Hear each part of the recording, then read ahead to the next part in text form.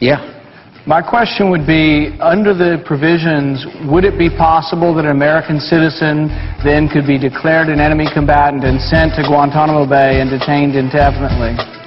I think that as long as that individual, no matter who they are, if they pose a threat to the security of the United States of America, should not be allowed to continue that threat. And I think that's the majority of American public opinion, especially in light of the facts that I continue to repeat to the senator from Kentucky.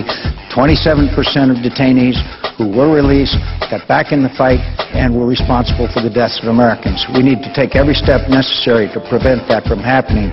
That's for the safety and security of the men and women who are out there putting their lives on the line in our armed services. Mr. President, I suggest the absence of a quorum, or yield the floor. Elected officials serve one purpose: to represent their constituents, the people who voted them into office. Last year, many of our elected officials let us down by giving in to deep-pocketed lobbyists and passing laws meant to boost corporate profits at the expense of individual liberty. Our senators and representatives showed how little they cared about personal freedoms when they voted overwhelmingly to pass the National Defense Authorization Act. The NDAA allows for the indefinite detention of individuals based merely on a suspicion or allegation of sympathizing with questionable groups or causes. This act is a prominent threat to the inalienable due process rights of every U.S. citizen as laid out in the Constitution.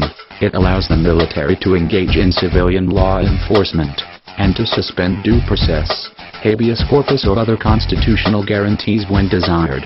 Our congressman passed one of the greatest threats to civil liberties in the history of the United States. Will we hold them accountable on Election Day?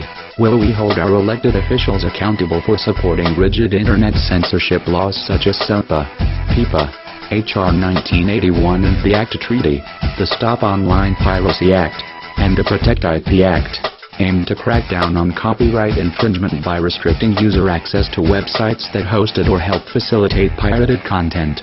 SOPA and PIPA's ambiguous, broad wording would have cast a wide censorship net around most of the Internet, thus creating questions of due process, burden of proof, and privacy violations.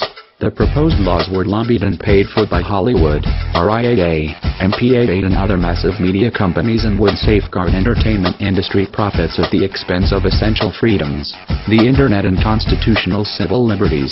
Even if the goal was to merely regulate pirated content, the ambiguous wording demonstrates that the authors and supporters of SOPA and PIPA have little to no understanding of the Internet's architecture or the frightening implications of the legislation.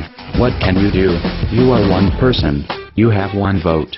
Use that vote on November 6th to hold your elected official accountable for supporting bills such as NDAA, SOPA and PIPA. We are calling on voters, activists and keyboard warriors under all banners to unite as a single force to unseat the elected representatives who threaten our essential freedoms and who were so quick to minimize our individual constitutional rights for a quick corporate profit.